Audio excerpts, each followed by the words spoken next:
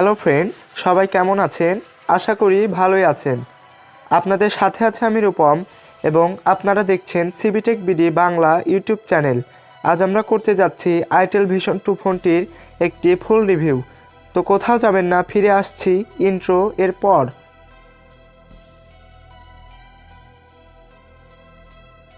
আমাদের আজকের ফোনটি প্রোভাইড করেছে আবির ইলেকট্রনিক্স। আতাইকুলা স্কয়ার মার্কেট কেনাকাটা প্লাজা 2 এ থাকছে তাদের শপ। সবাই তাদের শপটি ভিজিট করতে পারেন। তো প্রথমেই ফোনটির আনবক্সিংটি দেখে নেওয়া যাক।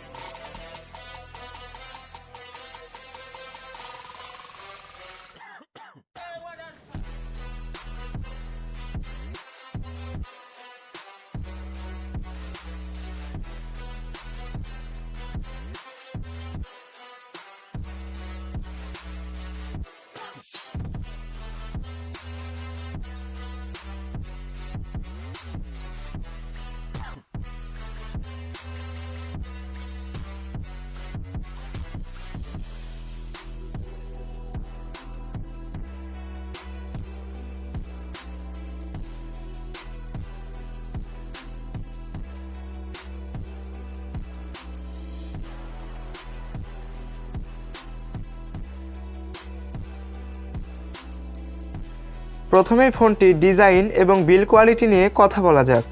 ফোনটি পুরোপুরি প্লাস্টিক বিল্ড এবং ডিজাইনের দিক থেকে বলতে গেলে নিঃসন্দেহে এ বাজেটের সবচেয়ে ভালো ডিজাইনওয়ালা ডিভাইস এটি। কারণ এই বাজেটে অন্যান্য কোনো ফোনে পাচ্ছেন না আপনারা পাঁচ হোল ডিসপ্লে এবং এর ব্যাক সাইডের ডিজাইনটিও অনেক সুন্দর এবং ফোনটি হাতে নিলে আপনি ভালোই ফিল করবেন।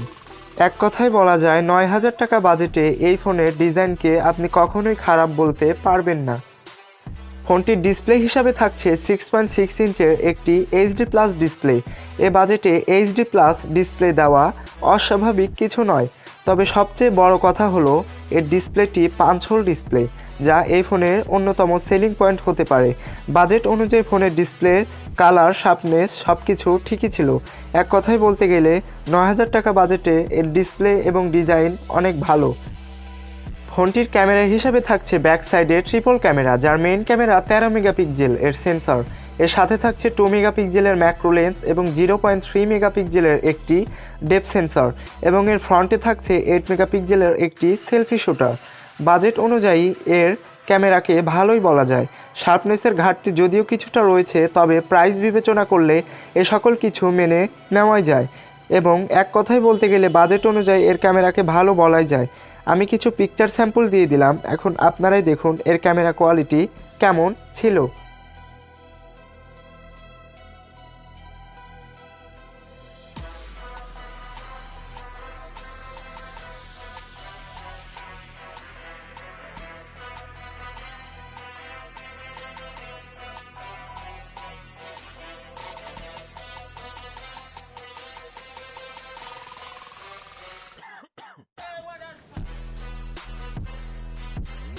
যারা এ পর্যন্ত ভিডিওটি দেখছেন দয়া করে ভিডিওতে একটি লাইক দিয়ে এবং চ্যানেলটি সাবস্ক্রাইব করে আমাদের পরিবারের সদস্য হয়ে যান। ফোনটির প্রসেসর হিসাবে দেওয়া আছে ইউনি অ্যাসোসিয়ের একটি প্রসেসর, যার ক্লক স্পিড 1.6 গিগাহার্জ এবং এর জিপিইউ হিসাবে থাকছে পাওয়ার ভিআর G8322। এই বাজেটের ফোনের জন্য প্রসেসরটি মোটামুটি লেভেলের ছিল। নর্মাল ইউজে এ প্রসেসরটি ভালোই ব্যাকআপ দিবে, যেমন টুকিটাকি ছবি তোলা, ফেসবুক, ইউটিউব ব্রাউজিং এ ধরনের ইউজাররা এ ফোন থেকে ভালোই ব্যাকআপ পাবেন।